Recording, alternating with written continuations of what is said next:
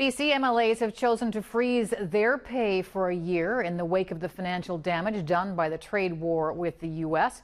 For more, let's head down to the BC legislature and check in with Rob Shaw. Rob, what can you tell us about the dollar amounts here?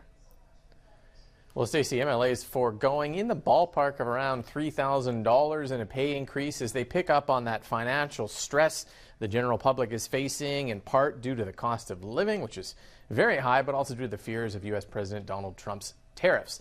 MLAs from all parties quietly agreeing to the terms a couple weeks ago, but it wasn't until today that legislation landed on the floor of the House. By law, MLAs get an annual raise tied to the cost of living, but it is a sensitive political situation almost every year. This is the third time in 5 years they've gotten nervous at the optics and frozen their own pay.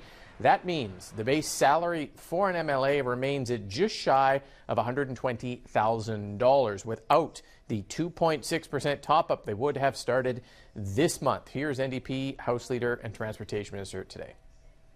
At a time when we are facing significant economic issues with the tariffs and the impact that it is going to have on British Columbia and our country, and many people are struggling, we felt it was the appropriate thing to do was to freeze our pay.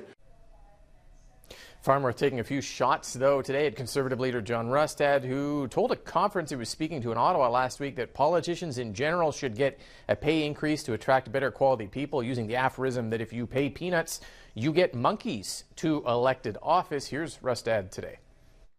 I believe that we need an independent review of where MLAs are compensated to make sure that they're compensated fairly.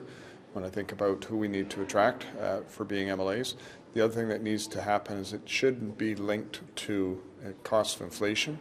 What it should be is it should be linked to the average salary in this province. And so when the average salaries go up, then the wage for MLAs should go up. So $120,000 a year, is that enough for provincial politicians? You heard Rustad there saying he wants this independent review. We had that, Stacey, in the past with a law that sets the cost of living increase every year, supposed to take the politics out of this. Here we are almost every year now, still kicking it around like a political football. Just worth noting here that all the New Democrat MLAs get more than that basic MLA pay. They all get fancy job top-ups from ministers to caucus members. It's only the opposition who gets stuck with the base pay, but it's still, I think, for a lot of people, a pretty healthy amount.